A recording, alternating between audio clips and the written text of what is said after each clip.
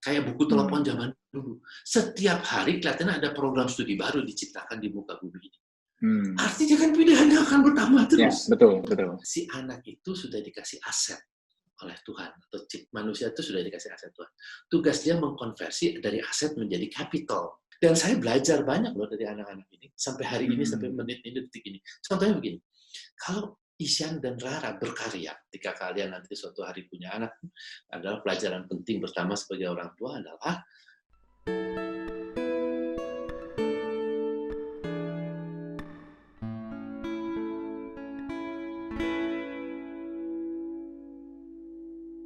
Oke, halo Pak. Halo, Ray. Apa kabar? Baik, sehat. Terima kasih udah mau datang sehat di semua. Makotalk. Alhamdulillah. Terima kasih sudah diundang. Akhirnya. Terima kasih udah datang Pak ke Makotalk. Akhirnya saat ini karena emang harus di rumah aja, belum bisa ketemu secara langsung. Jadi pertemuannya via digital, via virtual dulu, apa-apa ya. Hari ini kita akan membahas seputar, mungkin lebih banyak tentang pengalaman-pengalaman dan sharing-sharing ya Pak ya. Sebagai perkenalan, untuk semua pemirsa, ini adalah Bapak Sapta Dwi Kardana, PhD, mertua saya, ayah dari Isyana Sarasvati dan juga Rara Sekar. Beliau memperoleh PhD di bidang organisasi dan sumber daya manusia di KU Leuven, Belgia, dan saat ini berprofesi sebagai behavioral analyst untuk individu dan juga organisasi, sekaligus juga mengajar tentang psikologi politik dan propaganda, kejahatan transnasional dan juga politik perburuan, begitu. Oke, saya yakin banyak banget dari audiens yang penasaran tentang kehidupan masa lalu Isyan dan Rara. Tapi mungkin sebelum bahas tentang itu, Pak, boleh ceritakan tentang awalnya itu ketertarikan mendalami ilmu behavior, perilaku itu apa sebetulnya? Kenapa ingin mendalami ilmu itu? Oke, terima kasih Rehan, dan selamat sore atau selamat pagi semua. Mungkin saya sharing saja ya. Pertama-tama tentu saja ketika saya mendahului bidang perilaku, itu bukan ketertarikan yang tiba-tiba. Jadi ketika saya masih SMA, saya sangat senang untuk mengisi waktu saya dengan belajar tentang drama dan teater. Dan di situ sebetulnya kita mulai pertama kali belajar tentang bagaimana memahami perilaku dari peran yang akan kita mainkan. Itu dulu esensi atau penggoda saya pertama. Nah dari situ kemudian secara tidak terstruktur kita mulai melakukan observasi ya tentang perilaku orang seperti apa. Nah itu sebetulnya awal ketertarikan. Nah kemudian ketika saya kuliah, kebetulan S1 saya di bidang hubungan internasional. Itu sama sekali tidak berbicara tentang perilaku individu manusia tadinya. Namun ternyata dalam konteks hubungan internasional, individu juga memainkan peranan yang sangat penting. Perilaku individu itu menjadi cukup esensial di dalam proses pembuatan keputusan, termasuk kebijakan luar negeri. Dan kita semua sampai hari ini bisa menyaksikan kan karakteristik dari individu presiden yang khas tentu akan melahirkan kebijakan luar negeri yang khas. Bahkan meskipun itu di negara yang sangat demokratis. Gitu ya. Jadi ternyata kemudian ketertarikan perilaku itu berkembang terus. Dan di dalam konteks hubungan internasional ternyata urusannya bukan hanya negara, tetapi perilaku manusia yang bukan hanya pemerintah, tetapi juga bisa gerakan-gerakan sosial. Nah, kemudian saya mengambil PhD di bidang organisasi dan sumber daya manusia. Namun, topik disertasi saya bicara tentang perilaku gerakan. Jadi, perilaku gerakan buruh. Nah, jadi sekali lagi, level analisisnya berubah dari individu menjadi movement. Tapi tetap konsisten di bidang perilaku. Sehingga ketika saya selesai sekolah, kemudian kembali mengajar, saya mengajar tentang hal-hal yang berhubungan dengan perilaku, termasuk perilaku politik, propaganda, terus psikologi politik. Karena saya bukan psikologis, jadi saya hanya mengambil bagian-bagian yang berhubungan dengan perilaku saja, tidak ke personality, meskipun tentu kita mempelajari itu. Jadi itu mungkin ya awalnya, Ray. Oke, jadi memang awalnya karena memang berkaitan dengan topik dari studinya ya.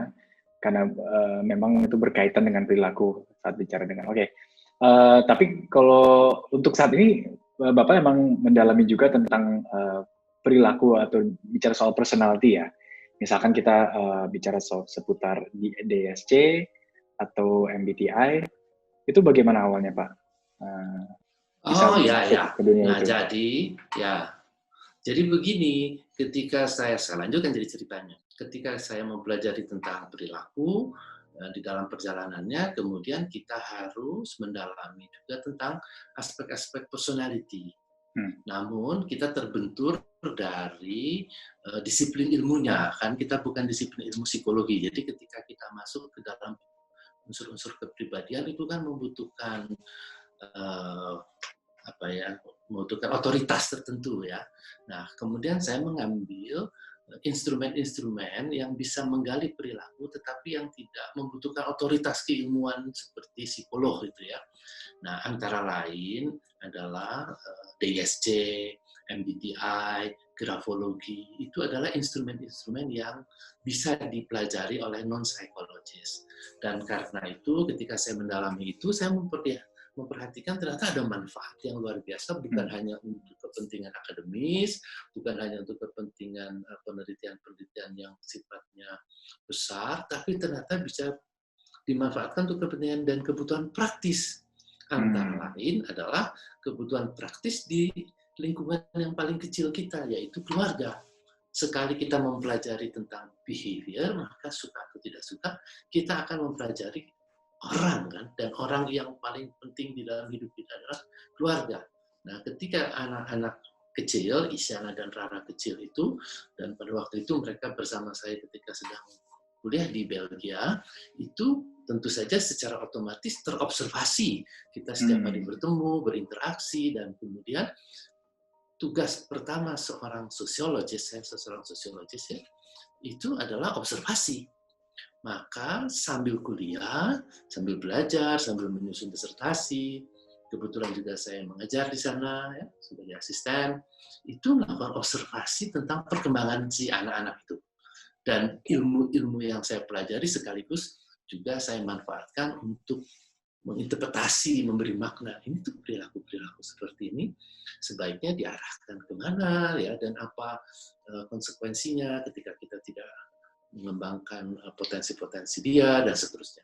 Jadi intinya adalah memang disiplin ilmu yang ada di universitas sangat terkotak-kotak, sehingga seolah-olah orang tidak bisa belajar tentang hal lain.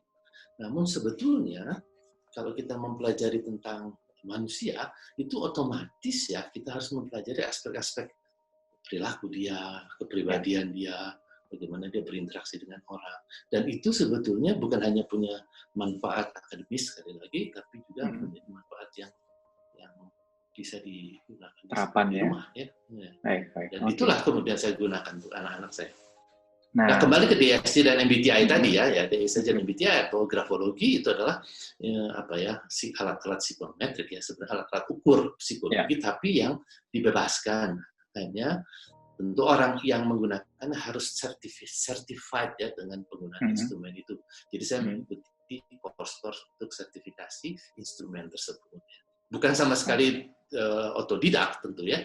Saya punya certified behavioral analyst ya. Jadi memang ada ketertarikan lebih akhirnya mendalami, ambil sertifikasi ya. Jadi bukan hanya sebagai hobi sampingan, tapi memang serius dalam mendalami cabang ilmu itu, sampai mengikuti berbagai pelatihan dan sebagainya untuk dikembangkan seperti itu. Oke. Tadi bicara soal Ihsan sama Rara, yang saya juga penasaran. Apa aja sih sebetulnya hal yang diobservasiin dulu waktu mereka masih kecil? Mungkin bisa cerita waktu di Belgia misalkan. Ya, pertama ya, mindset-nya dulu ya, ketika saya menjadi seorang orang tua gitu ya kan, ketika kalian nanti suatu hari punya anak, adalah pelajaran penting pertama sebagai orang tua adalah mengamati. Ya, pekerjaan pertama adalah mengamati apa yang terjadi dari anak-anak itu kan, terutama dari hari ke hari ya, apa perubahan-perubahannya. Nah, ketika anak-anak itu berada di Belgia kan saya observasi ya, itu benar-benar ya di situ ketika kita observasi dengan hati-hati, kita bisa melihat bahwa manusia itu memang meskipun lahir dari rahim yang sama, itu mempunyai keunikan yang luar biasa gitu ya. Dan keunikan itu harus dilihat sebagai potensi. Gitu. Nah, asal kita tahu keunikannya, maka kita fokus dengan keunikan itu. Namun, jangan buru-buru menjudge bahwa keunikan itu satu-satunya. Sehingga kita lihat rumpun keunikannya itu ada atau tidak. Ternyata ya, suka atau tidak suka, setuju atau tidak setuju. Ada teorinya atau tidak ada teorinya ya. Ketika kita memperhatikan si anak itu, memang keunikannya itu bisa kita kategorikan gitu ya. Jadi dalam bentuk trait ya. Trait itu adalah perilaku yang berulang-ulang atau respon yang berulang-ulang. Ya. Misalnya Lara waktu kecil itu sejak awal tuh sudah menunjukkan ekspresi wajah ya. Jadi ekspresi wajah itu sumeh kata orang Jawa. Jadi setiap ada orang baru tuh ketawa, tersenyum. Jadi ketika orang baru tuh matanya, ekspresinya itu tersenyum. Jadi dia itu nampak bukannya takut, tapi malah mendekat kepada orang. Tentu saja kalau kita menggunakan teori-teori psikologi yang kita kenal sebagai kecerdasan majemuk itu adalah ini adalah kecerdasan interpersonal kan artinya dia mempunyai kemampuan otomatis loh. Tidak ada yang ngajarin dia secara genetik dari lahir bawaannya. Mulai belajar itu sudah keluar begitu. Saya punya serangkaian foto-foto dia itu memang mukanya itu ketawa terus gitu. Dan kalau kita sekarang memperhatikan bagaimana dia merespon apapun yang ada di dalam lingkungan, pasti dengan ketawa kan? Dan itu terobservasi loh dari awal. Itu tidak ada hubungannya dengan pendidikan dan sebagainya. Nah sebaliknya ketika kita mengobservasi Isyan itu sedikit lebih banyak takut pada orang. Jadi ketika ada orang itu ekspresinya menarik diri, itu reserve gitu ya, menarik diri. Wajahnya itu selalu orang asing, menghindar. Ya, kan nggak bisa dipaksa, dia hanya senang ketika ada kakaknya, karena itu orang yang sangat dekat dan dia kenal. Tapi untuk orang baru, teman baru, itu sama sekali selalu dia ciptakan jarak. Siapa yang ngajarin? Nggak ada juga yang ngajarin, saya nggak ngajari begitu. Ya. Dan itu ternyata yang sebetulnya terobservasi di awal. Nggak pakai teori ya. Teori sebagai orang tua adalah membesarkan anak dengan tidak hanya dengan memberikan kebutuhan fisik dan materi dan pendidikan, tapi juga mengikuti perkembangan kejiwaannya, perilakunya, perkembangan dia. Kata kuncinya sih observasi ya. Ya. Berarti memang observasi ini salah satu hal yang krusial sekali ya sebagai orang tua untuk betul-betul lakukan, perhatikan anaknya. Dan ini juga mungkin ada beberapa key trait ya seperti tadi ya Bapak katakan. Trait-trait tertentu yang mungkin akan terbawa nanti ya saat mereka sudah lebih besar nanti atau sudah dewasa kayak gitu. Iya sih kalau dipikir-pikir emang Isyan ternyata dulu gitu ya. Kalau sekarang memang ya kadang kelihatan sih masih ada trait-trait itu juga meskipun memang saat ini sepertinya udah jauh lebih mending dibandingkan dulu ya. Udah nggak, maksudnya kalau tadi zaman masih kecil kan takut mau ketemu orang kalau saat ini mungkin itu tidak separah itu sepertinya sih. Tapi mungkin dalam arti mungkin lebih reserve ya, tentunya lebih reserve, tidak langsung open atau terbuka ke orangnya, apalagi yang baru kenal kayak gitu. Ya, oke. Tapi itu bicara tentang preferensi sih. Kalau dalam perkembangan kepribadiannya dan kedewasaannya, tentu dia mulai belajar beradaptasi, menggunakan topeng sosial, itu sebuah kecerdasan lain. Tetapi kalau kita bicara tentang preferensi, dia lebih prefer mana? Lebih prefer keluar, atau lebih prefer menarik diri, lebih prefer bertemu dengan banyak orang. Ketika sudah harus kepada preferensi, saya kira dia akan kembali kepada kecerdasan awal dia. Coba kita lihat sekarang kan gitu, berapa banyak teman dia yang disebut close friends ya. Nggak banyak kan gitu. Apakah dia lebih banyak di luar rumah atau di dalam rumah? Lebih banyak di dalam rumah kan begitu. Apakah dia lebih tertarik membangun hubungan-hubungan sosial yang luas atau lebih banyak mengerjakan untuk hal-hal yang sebenarnya personal? Karena semuanya tidak ada perubahan. Meskipun dia sudah sekolah di mana-mana, sudah mendapatkan prestasi dan keberhasilan di mana, itu konsisten loh. Jadi by default ya tetap. Tugas observasinya. By default ya. Tapi jadi punya kecerdasan dia bisa pilih-pilih. Bisa pilih-pilih kan, karena itu sudah ada kecerdasan kedewasaan. Tetapi ketika preferensi itu boleh secara otomatis dipakai, maka otomatisnya dia akan reserve kembali, social withdrawal dan sebagainya, itu otomatis ya. Nah, saya harus mengatakan itu tidak bisa tugas itu dititipkan kepada guru, kepada psikolog, kepada konselor, nggak bisa ya mengobservasi itu. Sekali kita tidak berhasil menangkap pada waktu kecil, maka kita akan mengalami kebingungan terus-menerus melihat pertumbuhan anak. Padahal sebetulnya sejak awal sudah dikasih dia, menurut saya. Oke. Ada hal-hal yang apa aja sih mungkin sebagai orang tua yang harus diperhatikan atau mungkin bisa dibilang warning sign pada anak terkait dengan perkembangan yang mungkin ke arah yang negatif atau buruk. Mungkin tadi ya, misalkan dari observasinya apa aja harus diperhatikan sih sebetulnya. Ya, jadi begini ya, anak itu tentu belum punya kemampuan atau kapasitas untuk menentukan baik, buruk, benar, salah, itu belum punya sama sekali ya. Berarti kita yang punya kewajiban untuk mendefinisikan itu. Dan ketika kita mendefinisikan, tentu kita sendiri sudah banyak distorsi kan. Artinya kita sudah punya pengalaman-pengalaman baik, buruk, kita punya sistem nilai, kita punya distorsi kan. Artinya kita bisa mendefinisikan sesuatu itu berdasarkan kita, belum tentu benar, karena kita ada di dunia yang mungkin berbeda, dan seterusnya. Karena itu, saya bukan pesan ya, tapi yang saya lakukan adalah, saya membantu mendefinisikan beberapa hal tentang kehidupan, tentang apa yang dilihat, tetapi saya juga memberikan ruang-ruang kebebasan dia untuk mendapat definisinya sendiri. Kalau tidak, nanti itu yang dia pegang sepanjang hidupnya, padahal belum tentu benar. Tahu dari mana bahwa itu akan benar gitu, apalagi sekarang ya ketika semuanya perubahannya lebih cepat, definisi saya mungkin sudah usang nanti di masa mereka dewasa. Karena itu saya hanya akan mendefinisikan hal-hal yang paling basic saja. Sisanya ruang-ruang definisi itu diberikan kepada mereka, sehingga mereka bisa mempunyai berbagai ragam definisi tentang apa itu benar, salah, boleh, tidak boleh. Meskipun kita kasih yang basic tentu ya, yang elementer yang berbasis pada distorsi kita. Distorsi tidak selalu negatif. Misalkan saya seorang Muslim ya, tentu kan saya punya prinsip-prinsip dasar yang boleh tidak boleh kan. Itu tentu dikenalkan ya. Tetapi yang lainnya itu dia punya kebebasan untuk mendefinisikannya. Nah, di sini mulai unsur potensi diri akan bekerja.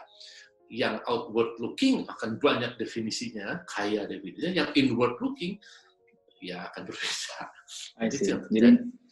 Jadi memang untungnya sebagai kalau misalkan sejak awal sudah observasi perbedaan di anaknya, sehingga menjadi lebih mudah untuk cater cara mendidik ya, atau karena setiap anak kan merupakan seorang individu yang berbeda-beda, yang punya kebutuhan yang berbeda-beda juga kan, untuk bisa dalam arti kan di sini kalau kita bicara nature dan nurture, di satu sisi sudah ada nature, innate dari lahir, genetika sudah seperti apa, karakter sejak lahir sudah apa, tetapi ada peran nurture dari orang tua yang sangat penting ya.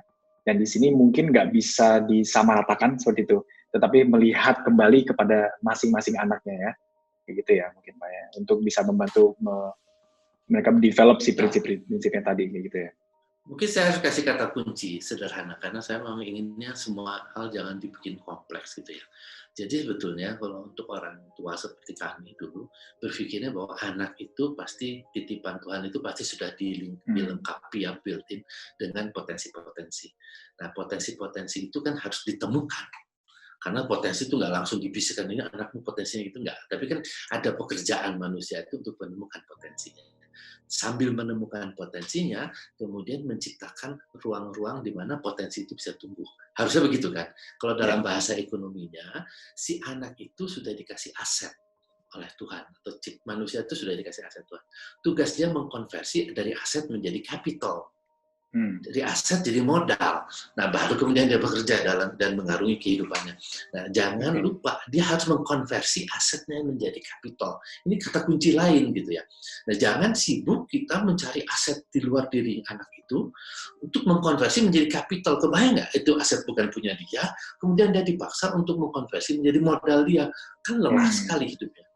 Karenanya pesan sederhananya adalah temukan asetnya apa, karena pasti dia si Tuhan adil lah, semua pasti dikasih sesuatu. Pekerjaan pertama ya cari, kedua konversi jadi modal, itu saja. Ya memang gampang sih kalau ngomong, tapi ya begitu prinsipnya. Kalau dulu ke Isyan dan Rara gimana Pak? Ya kan, kalau katakanlah aset dari observasi sederhananya adalah, oh ya berarti Rara mempunyai kemungkinan salah satunya adalah kecerdasan interpersonal. Artinya kecerdasan interpersonal adalah kemampuan dia membangun hubungan dengan orang. Nah, apa? Kalau itu aset, mau dikonversi menjadi modal, kasih apa gitu. Ya sudahlah, kalau kemampuan dan kecerdasan dia berhubungan dengan orang, yang dibutuhkan tentu komunikasi kan, communication skill kan. Ya sesederhana itu kan. Maka banjiri dia, kasih ruang-ruang pada dia untuk mengembangkan dirinya dengan communication skill. Satu itu. Kedua, jangan diprotek. Bayangkan dia semua keinginannya keluar, sementara kita overprotective. Nggak boleh ini, nggak boleh itu. Wah, dia akan bonsai. Bagus, tapi cuma tumbuh di perkarangan kemana. Tapi kalau kita kasih ruang-ruang dia explore, karena dia memang outward looking, untuk melihatnya keluar, ya jadilah dia, kan begitu. Apa yang terjadi, kan dia sekarang antropologis. Coba kalau kita tanya sama dia, kalau ada kesempatan tanya sama dia, apakah bidang-bidang ini yang dia inginkan? Saya hakul yakin tanpa harus bertanya, dia bilang iya pasti. Wong dari kecil dia pergi ke hutan, lalu ingin ekspor daerah-daerah wilayah baru. Kalau di Belgia itu dia bisa naik sepeda dengan banyak orang, masih SD itu jauh sekali. Dia betul explore, dan apa yang terjadi? Ya, coba lihat gaya bermusiknya dia, narasi-narasi dia, ketertarikan dia. Semuanya adalah sesuatu yang sebetulnya predictable loh ketika kecil kita lihat dia memang outward looking dan interpersonal relations atau interpersonal intelligence. Meskipun saya tidak tahu dia bakal jadi apa, tapi karena saya tahu gejalanya seperti itu, ya maka itu ketika dia belajar bahasa dan pingin pergi mencoba lingkungan baru, kita izinkan. Jadi dia suka keluar negeri dan sebagainya, atau ke gunung kemana itu dibebasin. Tidak itu cara satu-satunya supaya si aset tadi bisa dikonvert jadi capital. Kalau misalkan inward looking, contohnya? Ya, inward looking itu inward looking kan berarti kecerdasannya intrapersonal kalau dalam bahasanya yang sederhana, yang lebih kompleks itu ya. Artinya kecerdasannya bukan berhubungan dengan dengan orang, tapi intra, berhubungan dengan dirinya sendiri. Orang seperti ini ngapain coba kegiatan? Ngomong sendiri, mikir sendiri, self-talk, self-critical, pokoknya semua self kan. Sehingga apa? Kalau gitu, tipe-tipe seperti ini tidak mudah dimotivasi dari luar. Itu sudah intinya. Kenapa tidak? Orang segalanya itu dipikir sendiri. Sekarang kemudian kita habiskan waktu kita dengan memotivasi dari luar. Nggak akan efektif. Nah, artinya apa? Dia dikasih ruang eksperimen. Kok yang tadi dikasih ruang eksplorasi. Yang ini dikasih ruang eksperimen. Kok eksperimen itu kan kasih sendiri, bukan? Dia eksperimen, nyoba ini, nyoba main musik, coba gambar, coba ini, mainnya, segala macam. Tapi eksperimen di mana dia bisa berdialog dengan dirinya sendiri. Biasanya mereka tuh tertarik dengan sesuatu yang dia bisa kontrol sendiri, dia bisa atur sendiri, semuanya sendiri lah, ya, karena dia intra ya ke dalam. Ketika dia suka baca, kasih bacaan. Kalau dia nggak suka baca, berarti dia suka yang kinestetik atau yang taktil, yang mainan jari, yang mainan fisik. Kayak Isyan gitu, dia bukan orang yang visual. Tadinya saya perhatikan yang lebih banyak ke taktil kan, dan kinestetik ya, mungkin. Kinestetik kan, makanya pasti dia eksperimennya yang berbentuk taktil dan kinestetik kan lebih cocok. Tapi nggak usah diintervensi terlalu banyak, dia nggak akan. Ya, dia bukan tipe yang dikasih motivasi dari luar. Dia nggak akan tertarik dengan motivasi. Coba kapan dia datang ke kelas-kelas motivasi? Nggak pernah lah dia. Bukan dia tidak, ya bukan dia gitu. Apa yang terjadi? Dia ingin sesuatu yang memang berpotensi pada mereka. Dan saya belajar banyak loh dari anak-anak ini sampai hari ini, sampai menit ini, detik ini. Contohnya begini, kalau Isyan dan Rara berkarya, itu sama sekali mereka itu ketika mengeluarkannya pede banget. Pede itu ya tidak peduli loh dia terhadap apa yang akan dikatakan orang, tapi dia akan jebret begitu.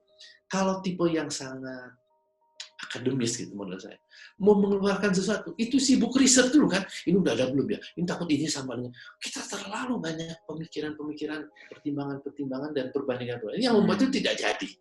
Mereka itu, terutama Isyan, karena dia self-talk, karena dia intrapersonal, maka dia keluarinnya jebret aja. Gitu kan.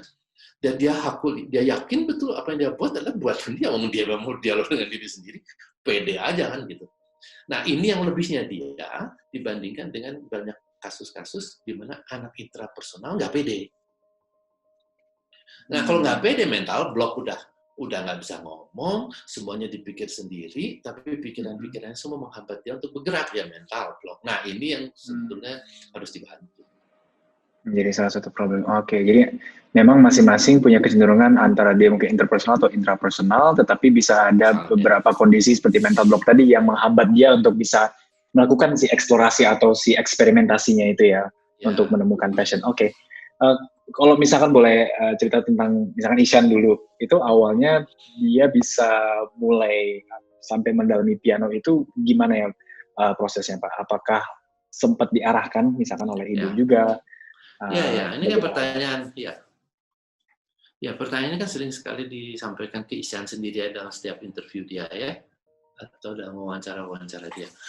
Dan tentu saya selalu ketika mendengar dia berbicara, bukan saya tidak observasi sampai menit ini ketika saya punya waktu, saya selalu mendengarkan cara-cara Rara dan Ishan menjawab pertanyaan, sampai mana dia bisa mengekspresikan pikiran-pikirannya, dan seterusnya. Nah, pertanyaannya tadi adalah bagaimana Ishan memulai belajar musik kan itu. Berarti kan bukan hanya kecerdasan intrapersonal, tapi punya kecerdasan musikal kan kalau dalam teori majemuk ya, kecerdasan musikal.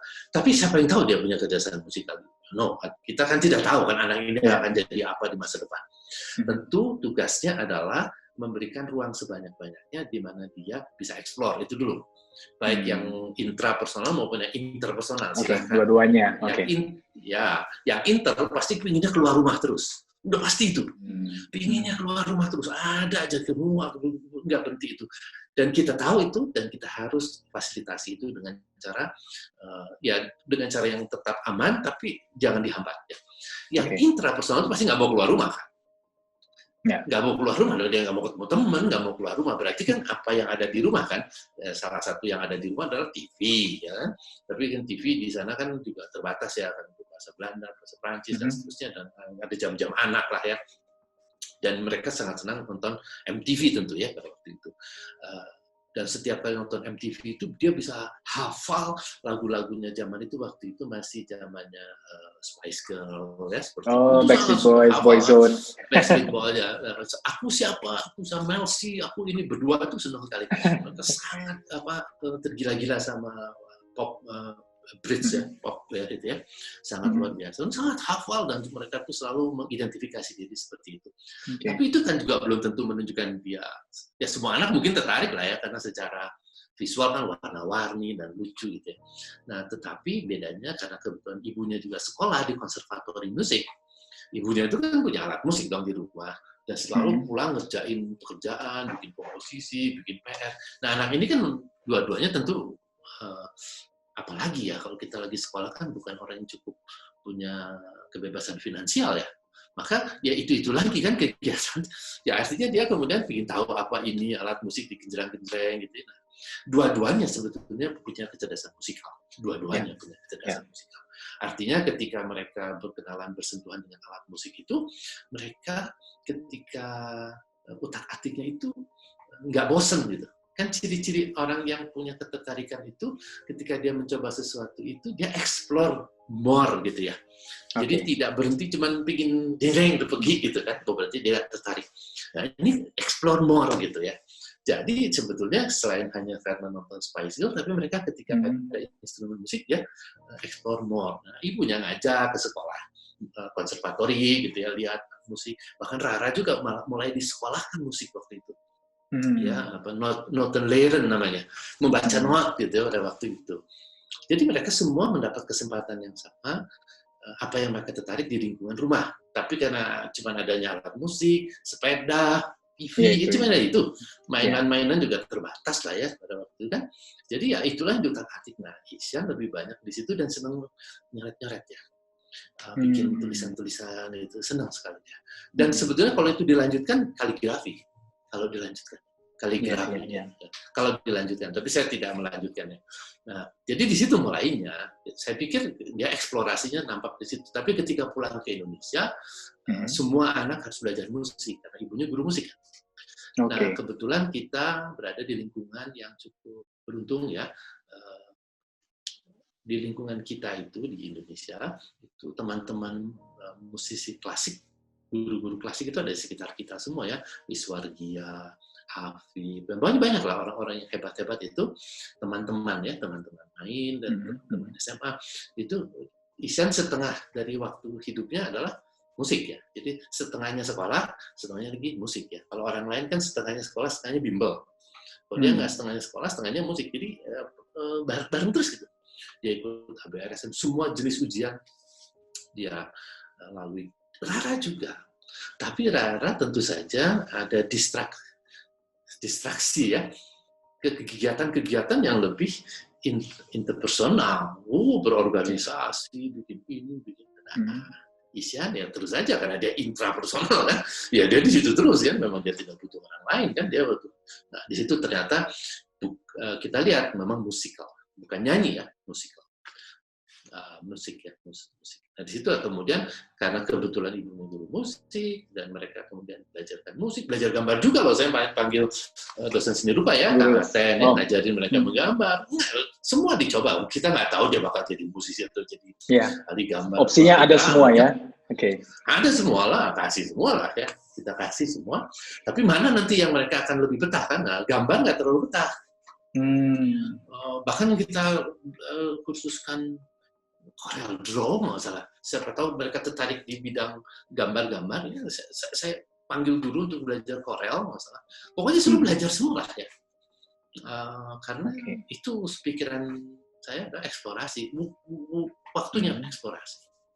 Waktunya eksplorasi. Jadi mumpung bisa. Dia akan penajamannya sendiri.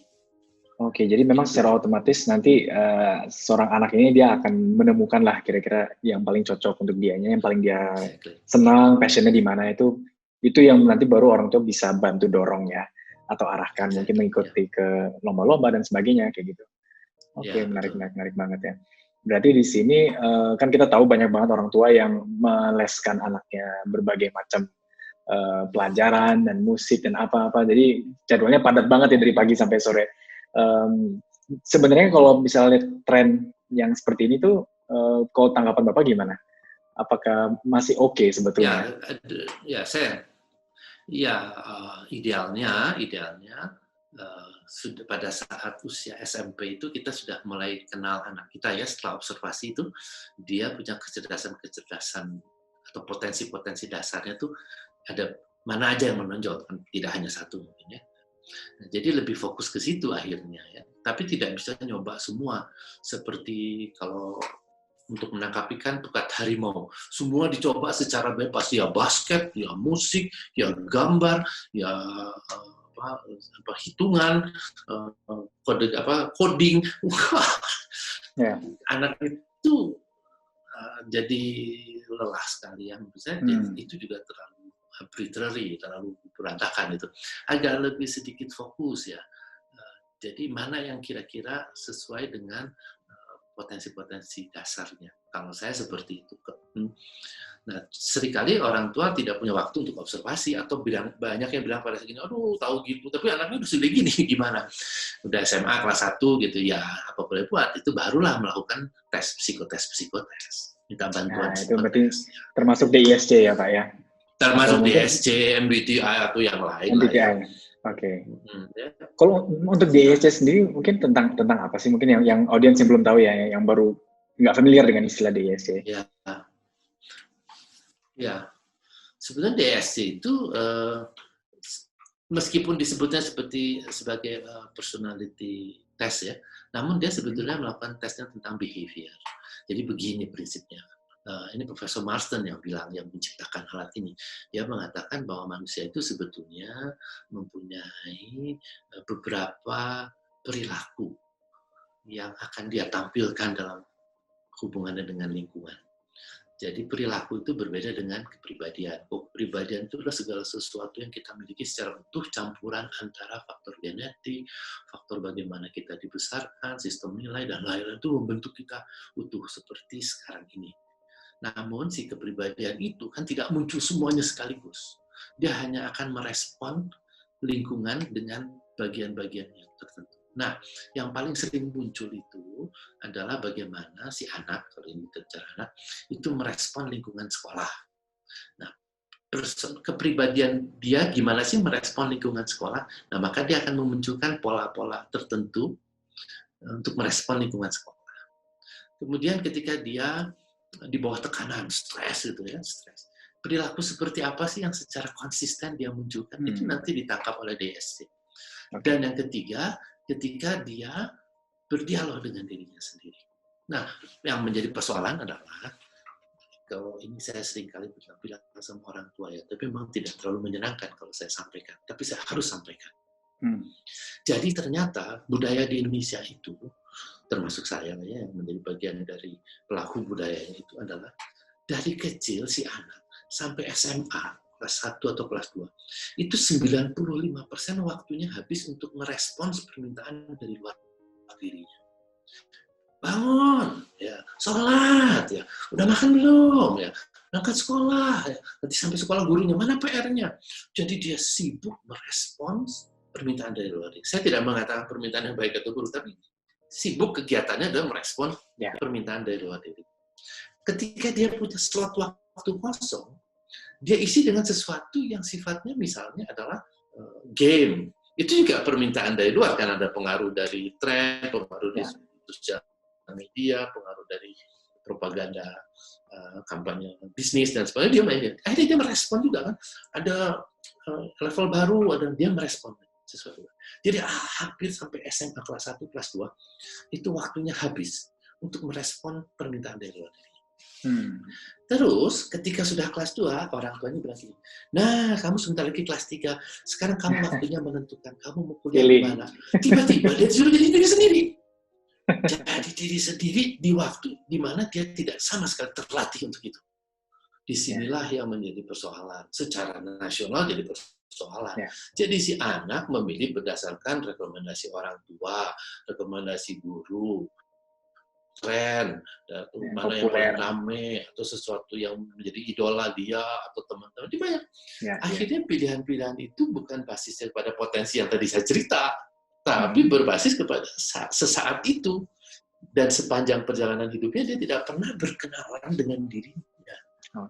Itu yang saya sebetulnya minta perhatian pada orang tua. Kasih ruang-ruang anak untuk berdialog dengan dirinya, berkenalan dengan dirinya. Nanti ketika DISC, nanti ada satu bagian di mana dikatakan bahwa seperti apa ketika dia bertemu dengan dirinya. Nah, itulah sebetulnya kekuatan yang akan kita fokuskan menjadi potensi ke depan. Karena tadi asumsinya kita tidak sempat observasi kan. Kita temukannya di DISC. DISC akan memberi informasi, ini loh anak ini ketika dia bertemu dengan dirinya, ketika dia berdialog dengan dirinya, dia melihat kekuatan-kekuatan dia seperti ini, potensi dia seperti ini, kelemahan dia seperti ini. Maka bidang-bidang studinya, karir-karir dan profesi yang terdekat dengan behavior seperti itu adalah ini. Nah, itu jadi alat bantu sebetulnya. Alat bantu.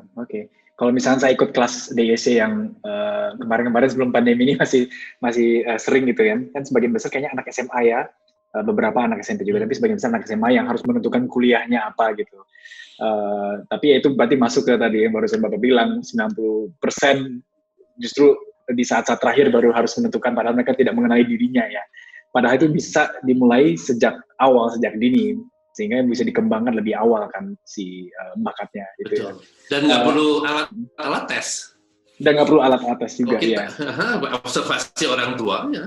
Orang tua berarti kan harus punya tanggung jawab melakukan observasi. Pertanyaannya, kenapa orang tua harus melakukan observasi? Itu harus yang dipersoalkan gitu ya. Padahal kan sebetulnya kan ada tanggung jawab guru, ada tanggung jawab yang lain gitu. Atau pakai tes-tesan gitu. Saya ingin mengatakan pesannya penting untuk saya sendiri dan untuk orang-orang yang mau memperhatikan anaknya. Jadi sebetulnya manusia itu kayak HP itu fiturnya tuh lengkap. Manusia itu seperti HP, fiturnya lengkap. Mau apa aja fiturnya ada di dalam diri manusia gitu ya.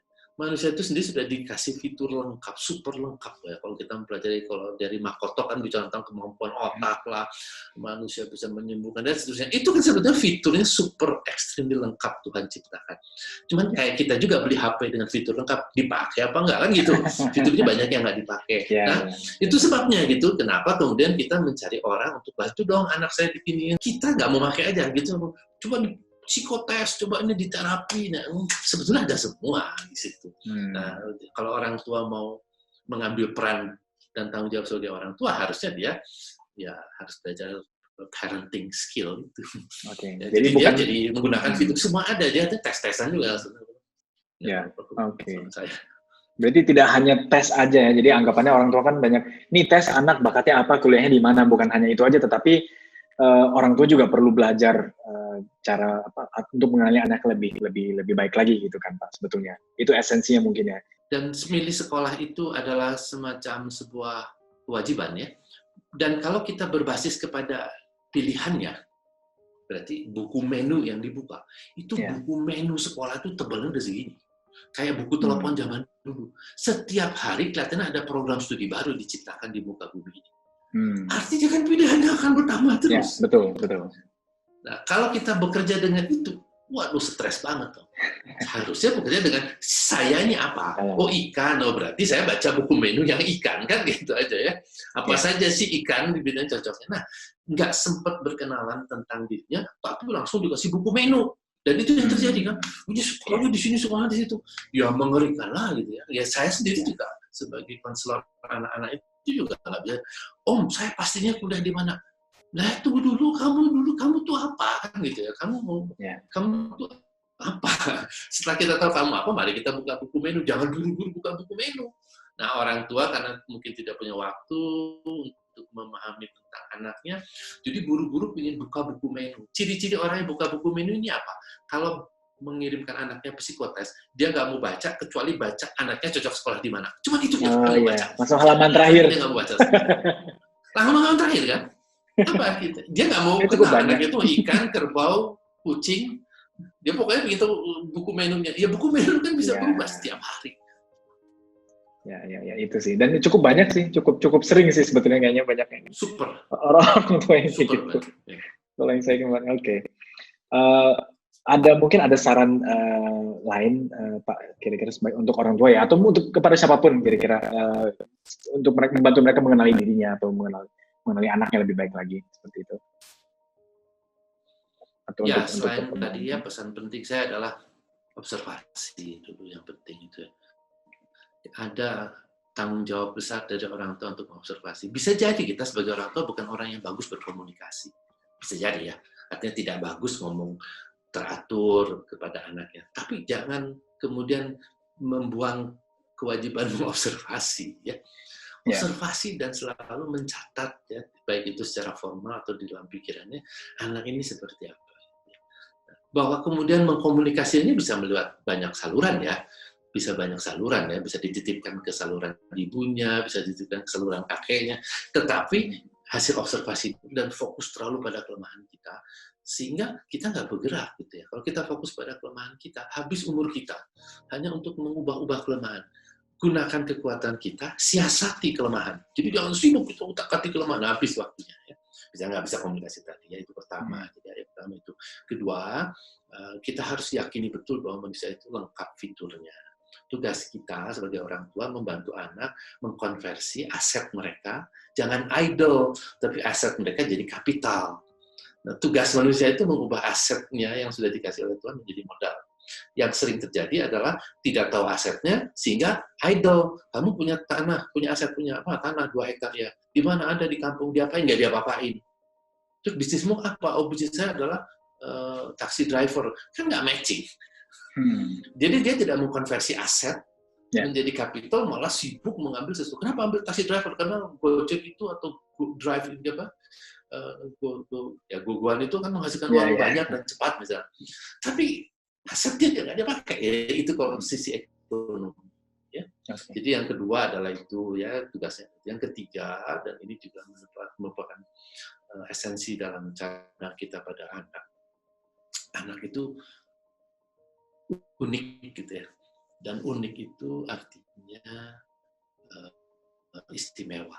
Unik itu kan tidak ada yang sama, dan hukum ekonomi mengatakan bahwa ketika barang itu jarang maka dia eksklusif, dan ketika itu eksklusif ada yang sama. Berarti setiap manusia itu unik, eksklusif, dan ekspensif, sehingga kita betul-betul harus menjaga fitrah sebagai kejarangannya itu. Jarang itu berarti dia bisa make difference kan. Udah titik. Namanya jarang, bukan jarang, tidak ada duanya. Manusia di muka bumi ini tidak ada yang sama kan gitu ya. Artinya apa? Artinya eksklusif, eksklusif. Jadi tidak ada alasan sama sekali si A mengeluh, si B mengeluh dalam pengertian yang berlama-lama. Kenapa? Berarti dia tidak kenal bahwa dia itu eksklusif, eksklusif. Kenapa dia tidak tahu bahwa dia eksklusif? Karena dia tidak pernah mengenali dirinya. Dia sibuk melihat orang lain begini, orang lain begitu.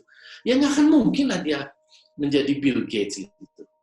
Bukan nggak boleh belajar dari Bill Gates untuk mendapat inspirasi, ya boleh saja, tapi ya secukupnya. Kenapa secukupnya? Kayak beda environment-nya lah, beda milieunya lah, dia potensinya beda. Ya pokoknya ambil inspirasinya, ambil nilai-nilai positif, tapi kemudian balik lagi ke kita dong, gitu. Jangan habis-habisan mau jadi Bill Gates atau Steve Jobs, ya. Beda, ya. Unik kan. Dia sudah muncul dengan keunikannya. ATM lah ya, ambil, tiru, modifikasi gitu ya. Nah, modifikasi itu sesuai dengan kita gitu. Nah, itu aja sih pesan. Yang lainnya sih yaitu tadi jangan terlalu takutan dengan perkembangan apapun di muka bumi ini, karena ketakutan itu akan memunculkan satu perilaku yang sama, yaitu menutup diri. Awas, takut, tutup kan gitu. Nah, jadi ketika ada teknologi maju, takut ibunya, itu langsung ditutup, jebret ya. Si anak jadi tidak pernah berkenalan dengan teknologi baru. Ya. Awas, ini udah tutup ya. Jadi kata takut itu membangunkan otak purba manusia yang namanya menarik diri. Ya. Atau melarikan diri. Nah, jangan takut dulu. Gitu ya. Jangan pakai kata takut. Takut itu pokoknya otomatis perintah kepada diri kita adalah menutup. Gitu. Dan itu berbahaya kalau kita orang tuanya menutup, maka anak itu ketutup semua kan, maka itu semua potensinya jadi idol. Jadi jangan takut dulu, anak begini ini, jangan takut dulu. Pelajari pelan-pelan, cari informasi. Observe, explore, terus belajar, ingin tahu apa yang berkembang. Menarik kok itu semua. Ternyata. Ya. Okay. Itu pesannya, Ray. Terima kasih banyak. Jadilah Isyana dan Rara. Terima kasih banyak, mudah-mudahan semua informasi yang barusan kita bahas hari ini bisa berguna untuk semua yang nonton.